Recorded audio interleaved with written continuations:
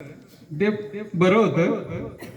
मग नंतर सावित्रीबाईंनी, नंतर आमच्या कर्मवीर भाऊराव पाटील ज्यांचा जन्म आमच्याच गावामध्ये झाला, त्यांच्या पत्नी त्यांनी सुद्धा स्वतःचं मंगळसूत्र गहाण ठेवून मुलींना शिकण्यासाठी प्रवृत्त केलं.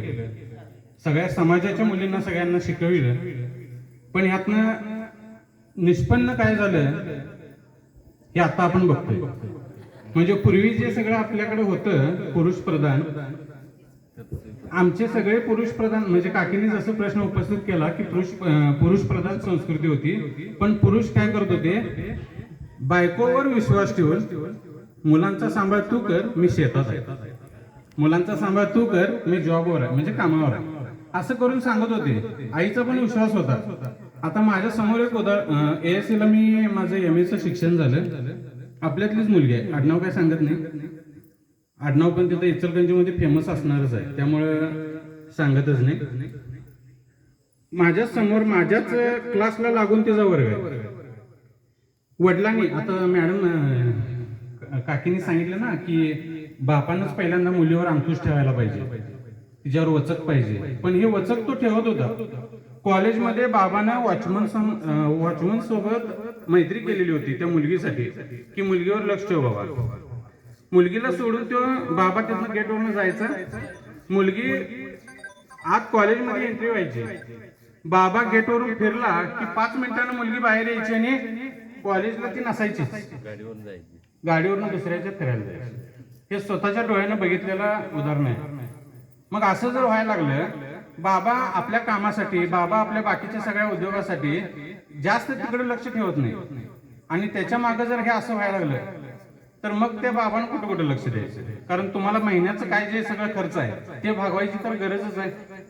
कारण आज मोबाईलचा नुसतं एक घरात जर एक मोबाईल असला तर रोजचा 10 रुपये खर्च आहे. आणि आज तर प्रत्येकाकडे जर एक नवरा बायको आणि 2 मुलं म्हणली तर 4 मोबाईल झाले, 1200 रुपये होतात.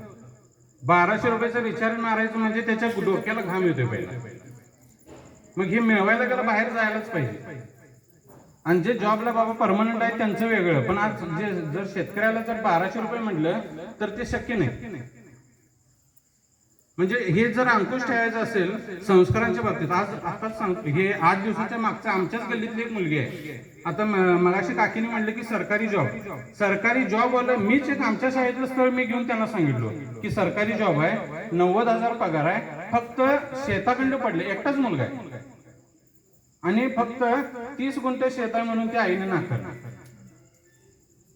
मुलगीचं वय होत चाललंय तरी सुद्धा आईला वाटते की बाबा याच्यापेक्षा चांगलं पाहिजे. आता परमनंट जॉब, 90,000 पगार, आणि गावातल्या गावात कोण द्यायला लागले. पोरग रुईच आहे, रुई मधनं नुसतं चिंचवडला येते शाळेला आणि जाते संध्याकाळी घरात. मग एवढ्या जवळच्या जवळ, मग तुम्ही तिकडे पुण्या मुंबईला पॅकेज बघत असला. आता पुणे मुंबईची मुलं काय करतात ते, आम्ही ज्यावेळी बसतोय संध्याकाळी कट्ट्यावर त्यावेळी हेच विषय असते की मुलं काय करतात. आपल्या मुलावर अतोनात विश्वास, आणि मुलगीचं आपण मुलगीकडे जास्त लक्ष देत नाही, जाणारच आहे, आणि आपल्या मुलावर अतोनात विश्वास. आज सगळ्यात जास्त बिघडलेली मुलं जी आहेत ती सगळी आपल्यातच आहेत, आणि ह्याचा विचार आपण कधीच केलो नाही. मग ह्याच्यासाठी कारणीभूत पहिल्यांदा आई असेल किंवा वडील असतील. एकावर कोणावर ब्लेम देता येत नाही किंवा त्यांच्यावर कोणावर हे करता येत नाही. दोघं पण कारणीभूत आहेत.